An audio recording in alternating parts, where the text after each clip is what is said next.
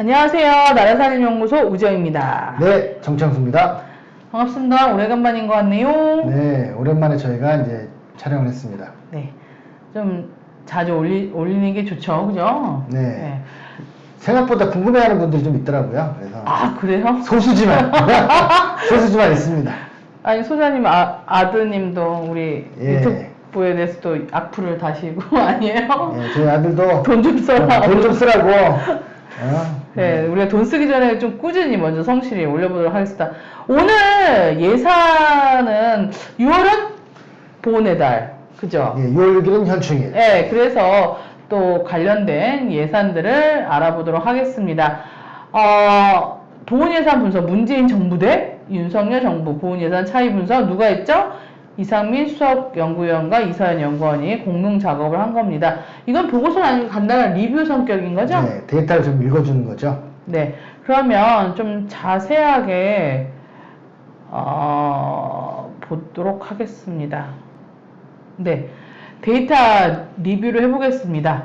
보훈예산, 문재인 정부 때는 독립유공자 유족 예산이 증액을 했고, 윤 정부 때는 6.25 자녀수당이 증액했나요? 이 정부마다 좀 특성이 또 있을 것 같아요. 그죠? 네. 예산을 보면. 아무래도 이제 좀 이념이라고 하면 좀 더 그런데요. 어떤 정책 지향의 차이가 있는데 그게 예산에는 어떻게 나타났나 한번 알아봤습니다. 네. 그래서 문재인 정부는 독립유공자 유족, 그러니까 특히 보건병원 예산이 좀 증가율이 높았네요. 윤석열 정부는 유교 자녀수당, 참전 명예수당, 그러니까 월남전 뭐 이런 그러니까 네. 다 포함해서 증가율이 높았고, 뭐 총 보훈 예산 증감률은 어느 정도 비슷합니다. 그래서 이렇게 좀 볼 수가 있고 우리가 보훈에 좀 크게 좀 보면 좋을 것 같아요. 그러니까 여기서 이제 오해하지 말아야 되는 건 뭐 줄이거나 그러지는 않았어요. 네네. 그 정도까지는 아닙니다, 우리나라가. 근데 다만 늘긴 느는데 어느 걸 더 많이 늘리고 어느 걸 덜 늘렸느냐 뭐 그 차이인 것 같아요.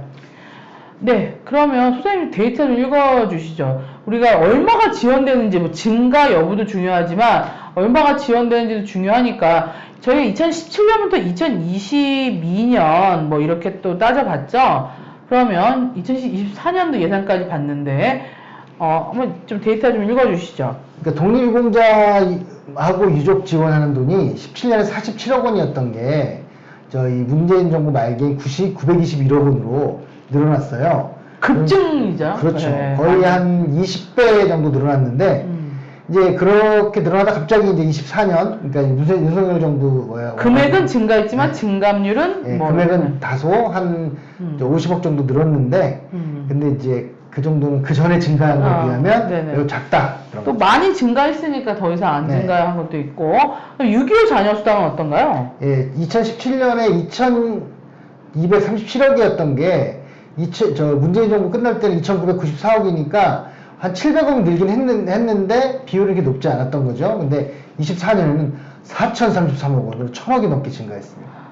독립유공자 및 유언 지원 예산은 증가율은 되게 약했는데 반면에 6.25 자녀수당 뭐 등등 유교 관련된 예산은 급증을 예, 한 그렇습니다. 거죠. 예. 그리고 이제 독립유공자 수는 숫자가 워낙 또 작으니까 이제 그게 이제 돌아가신 분들 계시고 약간 좀 줄어들었습니다.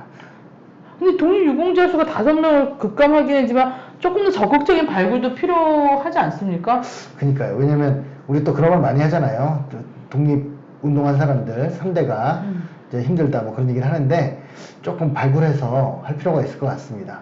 네, 그렇다면 우리가 이제 국가보훈부, 뭐 국가보훈처기도 했는데, 지출액이 어떻게 또 전체 지출액이 어떻게 증가했는지 좀 볼 필요가 있죠? 네. 그러니까 보훈부 예산이 이것만 하는 게 아니고 딴 것도 많이 하기 때문에 4조 9천억이었어요. 2017년에.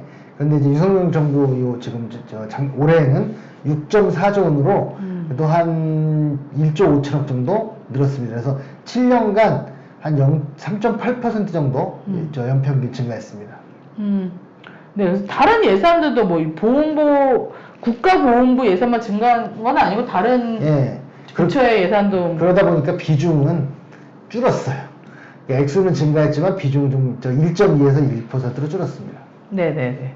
그래서 이 정도만 보면 될 것 같고요.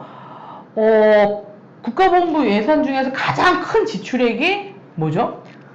그 5.8조 원 중에서 3.5조 원이 보상금이니까요. 보상금은 이제 독립유공자 및 유족에게 6,900억, 6,900명한테 1,300억, 그리고 이제 상위군경들한테 11만 4천 명인데 1,800억. 그래서 유족의 1조 2차. 그래서 대부분의 예산, 그러니까 그 한 반 넘는 돈이 그 보상금으로 나오고 있습니다. 또 참전 명예수당도 있죠? 네. 그 6,200억 정도 지출이 됐는데요. 6.25나 월남전 이분들한테 월 42만 원씩 지급하다 보니까 6천억 정도 들어가게 됩니다. 그리고 6.25는 또 자녀수당도 있어요. 그러니까 대상자가 많다는 건 그 기준을 좀 완화시켜갖고 더 많이 네. 주기도 하고 또 수당액이 또 올라간 경우도 있을 것 같습니다. 뭐 이렇게 6.25 참전용사나 독립유공자 많이 좀 그분들이 우리나라를 위해서 희생과 헌신한 만큼 또 보상하는 게 당연한 거죠. 그렇죠. 그래야 이제 우리나라가 정말 위험에 처할 때 물론 그 보상금을 보고 하는 건 아니지만 네. 최소한 나서봐도 너만 손해다 뭐 이런 소리는 안 듣게 하는 그런 사회적 분위기를 만드는데 기여할 수 있을 것 그런데 같습니다. 어떤 유공자들한테 서로 차별을 두면 안 되겠죠. 네. 예, 누구는 더 많이 주고, 예, 독립유공자는 뭐 또 줄이고, 뭐 상임경은 늘리고, 뭐 이렇게 하는 거는 좀 형평성이라는 게 존재는 해야겠죠. 네, 예, 모두가 역할을 하신 거고 그 모두에게 도움을 드려야 된다고 생각합니다. 네. 특히 뭐 신규 자녀 생애 곤란자까지 매년 이제 확대가 네. 되고 있습니다. 근데 문제는 6.25 자녀수당은 왜 이렇게 이용미 전용액이 많죠? 네, 그게 문제인 것 같은데요. 네, 아마 제가 볼 때는 그 책정을 했는데 그 뭐 자격 조건이나 이런 게 안 받는 분들이 좀 있는 것 같고요. 저기 선정이 됐는데 안 줄 리는 없거든요. 이제 그런 생각이 들고 저는 좀 하나 더 추가적으로 생각해 볼 건 뭐냐면 이제 돌아가시잖아요 이분들이. 이분들 뭐 대대손손 지원할 수는 없을 테니 아마 대상자가 줄어들 텐데 이제 그런 의미에서 보면 이제 그 독립운동과 6.25하고 베트남전만 있는 게 아니잖아요. 다른 부분에서 나라에 기여한 분들에 대해서 많이 좀 지원을 해줬으면 좋겠습니다. 사족은 뭐가 있냐면 그런 것에서 그 보훈처 직원들이 예전에 감사원 지적사항에 보면 그 또 이렇게 그 국가유공자로 지정받는 그런 자가 지정 이런 사례들이 좀 있었던 것 같아요. 진짜 심각하네요. 네. 그런 건 조금 왜냐면 진짜 받아야 되는 사람들이 네. 그분들로 인해서 못 받는 경우가 생길 수도 있는 거잖아요. 우리나라가 또 문제 터지면 막 다 없애버리고 막 그런 분위기가 있어서 예를 들면 네. 의사상자 같은 사람들 있잖아요. 안 나서도 되는데 괜히 의롭게 나섰다가 네, 그런 네, 분들도 앞으로 좀 많이 대상자가 됐으면 좋겠습니다. 네, 그래서 보훈의 달 특집으로 또 이렇게 우리가 보고서를 봤는데 이렇게 정부별로 달라진 정책들 이런 것도 참 비교하는 것도 의미가 있는 것 같습니다. 그리고 보훈 대상자들을 좀 이렇게 그 발굴을 해서 또 신청할 때 좀 서류들도 간편화시켜야 될 것 같아요. 그래서 막 뭐 본인이 다 그 증명해내야 되고 이런 거 참 어렵지 않습니까? 그래서 그런 것들은 완화돼야 될 것 같습니다. 네, 설해봄 영화 보셨죠? 네. 거기 보면 그 특전사 대장을 지키기 위해서 마지막까지 싸운 그 김소령님 계시잖아요. 예, 근데 지금 계속 보상이 되지 않았었나 봐요. 그래서 지금 이제 유족들이 신청을 한 것 같은데 좀 잘 됐으면 좋겠어요, 그죠? 그게 몇 년 전입니까? 아직도 그 분들한테 보상이 없었다는 건 제가 볼 때는 굉장히 문제가 있다고 보고요. 그뿐만 아니라 그분 말고도 두 분 더 있고요. 돌아가신 분들이. 그쵸. 저 헌병 예, 있잖아요. 병장님, 있고 또 그 다친 분들이 좀 많이 있어요.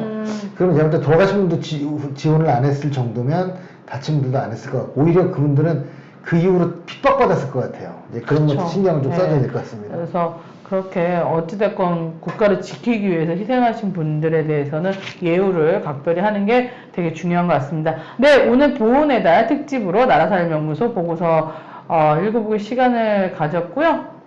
네, 다음에 또 뵙도록 하겠습니다. 네, 감사합니다. 네, 감사합니다.